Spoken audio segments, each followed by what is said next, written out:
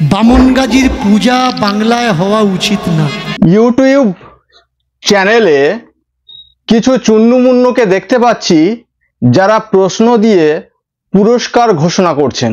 খুব ভালো উদ্যোগ, কিন্তু প্রশ্নের উত্তর দেওয়ার পরে টাকা দিতে পারছেন না, এটা খুব খারাপ উদ্যোগ। তো যাই হোক, ওই প্রসঙ্গ আমি ছেড়ে দিলাম, কারণ ওটা চুন্নুমুন্নুরা করছে এবং করবে, কারণ তারা ফলো করছে দীনকৃষ্ণ ঠাকুরকে। আর এই কাজটি প্রথম শুরু করেছেন দীনকৃষ্ণ ঠাকুর, সুতরাং they are the follower of Dinakrishna ঠাকুর।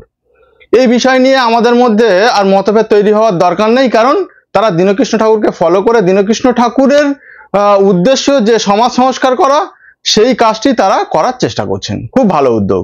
এখন প্রশ্ন হলো, দক্ষিণ চব্বিশ পরগনার একটা মন্দির আছে, যে মন্দিরের ছবি আমি আপনাদের দেখাবো, যেখানে গাজী সাহেব অর্থাৎ বামন গাজী নামে মন্দিরটি পরিচিত, এবং সেই গাজী সাহেবের পূজা হয় সেই মন্দিরে।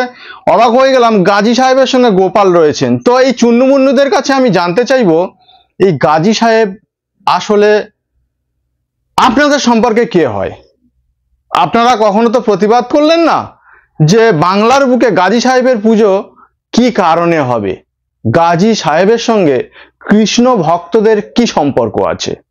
গোপাল ভক্তদের সঙ্গে গাজী সাহেবের কি সম্পর্ক আছে? কৃষ্ণের সঙ্গে গাজী সাহেব একই জায়গায় কিভাবে বিরাজ করতে পারেন, বা গোপালের সঙ্গে গাজী সাহেব একই সঙ্গে কিভাবে বিরাজ করতে পারেন? আশা করি চুন্নুমুন্নুরা এই বিষয়টি নিয়ে আলোচনা করবেন, বা তারা চেষ্টা করবেন যে এই বিষয়ের উপরে পুঙ্খানুপুঙ্খ তথ্য তুলে আনার জন্য। এই চুন্নুমুন্নুরা এগুলো পারবেন না, কারণ এরা হলো ব্রাহ্মণ ধর্মের দালাল। কেন বললাম?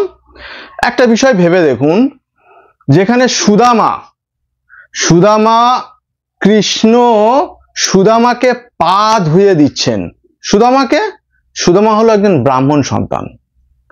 তাহলে এই যে ভগবান কৃষ্ণ আমরা যাকে বলছি, তো এই ভগবান কৃষ্ণ ব্রাহ্মণের যখন পা ধুয়ে দিচ্ছেন, আর এই ছবি দেখার পরে যদি কোনো কৃষ্ণ ভক্ত প্রতিবাদ না করে যে আমার ভগবান একজন ব্রাহ্মণ সন্তানের বা একজন মানুষের কেন পা ধুয়ে দেবে, তাহলে জানতে হবে তার কৃষ্ণ ভক্তিতে দ্বিচারিতা আছে।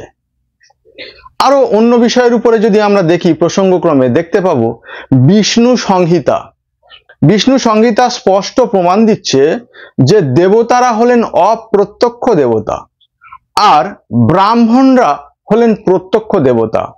দেবতারা বেঁচে আছেন কিভাবে? ব্রাহ্মণদের পূজার মাধ্যমে। সুতরাং এই যে স্বর্গের দেবতা আপনারা বলে থাকেন, এই স্বর্গের দেবতাদের যদি স্বর্গে বা স্বর্গ নামক কোনো জায়গা আছে জানতে হয়, তাহলে আপনাদের ব্রাহ্মণদের কথা, তাদের মতাদর্শ মেনে চলতে হবে। আশা করি ব্রাহ্মণ্য ধর্ম কি বিষয়টা অল্প হলেও বুঝতে পারলেন। এই ব্রাহ্মণরা হলো নিজেরা এক একটা বিজ্ঞাপন যন্ত্র। তারা গ্রন্থ লিখেছে, আর গ্রন্থে তাদের নিজেদের নামে বিজ্ঞাপন দিয়ে রেখেছে। তো এই সমস্ত বিষয় নিয়ে যখন দীনকৃষ্ণ ঠাকুর কীর্তন আসরে দাঁড়িয়ে প্রতিবাদ করছেন, তখন এই সমস্ত চুন্নুমুন্নুরা কি করছেন? দীনকৃষ্ণ ঠাকুরের বিরোধিতা করছেন। কেন বিরোধিতা করছেন? কারণ এরা যে ধর্মের হয়ে দালালি করছেন, সেই ধর্মের থেকে হয়তো মনে হয় আমার সম্ভাব্য যে টাকা পাচ্ছেন, যে কারণে ব্রাহ্মণ্য ধর্মকে তারা টিকিয়ে রাখার চেষ্টা করছেন। এবার আসুন অন্য প্রসঙ্গ। মনে করুন মন্দিরের পূজারী হিসাবে আমরা কাদেরকে চিনি বা জানি? ব্রাহ্মণ। তাহলে এই যে গাজী সাহেবের মন্দির বা লক্ষ্মীকান্তপুরে যে মন্দির রয়েছে, সেই মন্দির ব্রাহ্মণরা যে পূজা করছেন বা ব্রাহ্মণদের প্রতিনিধিত্বে যে পূজা হচ্ছে, তাহলে এই ব্রাহ্মণরা কিভাবে গাজী সাহেব আর গোপালকে এক জায়গায় রাখতে পারেন? কৃষ্ণ কাদের ভগবান? কৃষ্ণ শূদ্রের ভগবান। বেদ পড়ুন, বেদে আমার মনে হয় না কোথাও আপনারা পাবেন যে কৃষ্ণকে সরাসরি ভগবান বলা হয়েছে বা দেবতা বলা হয়েছে। আর দেবতাদের চরিত্র আপনারা জানেন, সুতরাং কৃষ্ণকে দেবতাদের মধ্যে না আনাই অনেক বেটার। একজন কীর্তনিয়া তিনি দেখলাম কৃষ্ণকে চোর বলেছেন। কেন চোর বলেছেন? তার মধ্যে নাকি বিশাল বড় একটা ফিলোসফি আছে। আমার কাছে কথা ওর হলো, মতো চোর কেউ নাই। তিনি সেই ফিলোসফি দেখাতে গিয়ে কি বলছেন, যে কৃষ্ণ যদি ভক্তের সমস্ত কিছু চুরি করে নেয়, তাহলে সেই ভক্ত ধন সম্পদ ঐশ্বর্য মন দেহ সব যদি চুরি করে নেয়, তাহলে সেই ভক্ত কৃষ্ণের চরণে আশ্রয় নেবে। এটা অনেক বড় বিশাল ব্যাপার। তখন কথা হলো, কোনো মানুষ যদি কোনো মানুষের বাড়িতে তার সমস্ত ধন ঐশ্বর্য সবকিছু চুরি করে নেয়, আর সেই মানুষটি যদি কৃষ্ণের আশ্রয় নেয় যে ভগবান আমার সব চুরি হয়ে গেল বলে, সে কৃষ্ণের কাছে কাঁদতে শুরু করলো, তাহলে আমরা সেই চোরকে শাস্তি কেন দিচ্ছি?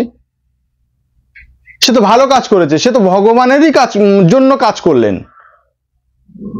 কৃষ্ণ যখন করছেন তখন লীলা, আর এরা যখন করছে তখন বিলা। আসলে বিষয়টা কেমন দ্বিচারিতা হয় নাকি? আসলে কি বলুন তো, আপনি মনে করুন আপনি চেষ্টা করছেন ইঞ্জিনিয়ার হবেন, তো আমি আপনাকে থামাতে পারি না। আপনি মনে করছেন আপনি শিক্ষক হবেন, তো আমি আপনাকে থামাতে পারি না। আপনি মনে করছেন আপনি ডাক্তার হবেন, তো আপনাকে আমি থামাতে পারি না। কিছু মানুষ অন্ধ ভক্ত হওয়ার চেষ্টা করছেন, তারা হয়ে গেছেন, তো তাদেরকে আমরা আটকাতে পারবো না। কিন্তু এই অন্ধ ভক্তদের দেখে যে সমস্ত মানুষ অন্ধ ভক্তের পথে বা তাদের দিকে অগ্রসর হচ্ছেন, যদি আমাদের কথা শুনে তাদের মধ্যে কিছুটা ভক্তির উদয় হয়, ভক্তি মিন্স নিজের প্রতি ভক্তি, মনুষ্যত্বের প্রতি ভক্তি, মানব ধর্মের প্রতি ভক্তি হয়, তাহলে আমার মনে হয় আমাদের কাজ সার্থক হবে বলে আমরা মনে করি। যাই হোক, চুন্নমুন্নুরা আশা করি ভিডিওটি দেখবেন। চুন্নমুন্নুরা এই বিষয়ের উপরে নিশ্চয়ই তথ্য জোগাড় করার চেষ্টা করবেন। চুন্নমুন্নুরা যদি কমেন্ট সেকশনে এসে গালি দিয়ে চলে যায়, তাহলে ভাববো চুন্নমুন্নুদের কোনো ক্ষমতাই নেই ব্রাহ্মণ্য ধর্মের বিরুদ্ধে প্রতিবাদ করা, আর তারা হলো ব্রাহ্মণ্য ধর্মের দালাল। তো দীনকৃষ্ণ ঠাকুর ঠিক এই গাজী সাহেবের পূজা নিয়ে কি বলেছেন একটু শুনে রাখুন। কেন উচিত না? এর জন্য বনবিবি গ্রন্থটা পড়বেন। যিনি দক্ষিণেশ্বর, তিনি বাংলার রক্ষা করেছেন নাকি বামনগাজী বাংলার ক্ষতি করেছেন? এই সুন্দরবন অঞ্চল অনেক বিস্তৃত এরিয়া, এই সুন্দরবনকে রক্ষা কে করেছেন? দক্ষিণেশ্বর। সেই দক্ষিণেশ্বরকে আমরা কিন্তু পূজা করি না, জানি না, চিনি না, কিন্তু বামন গাজী মন্দিরে পূজার জন্য আমরা ছুটে যাই। এই বামন আর গাজীকে, একজন মুসলমান একজন হিন্দু, দুজন মিলে চক্রান্ত করে দক্ষিণেশ্বরকে মেরে ফেলে। আর আমরা কাদের পূজা করছি? যে আমাদের রাজা, যে আমাদের রক্ষার ভার নিয়েছিল, তাকে যারা হত্যা করেছে, তার হত্যাকারীকে আমরা পূজা করছি আজও পর্যন্ত। এ পূজা বন্ধ হওয়ার দরকার।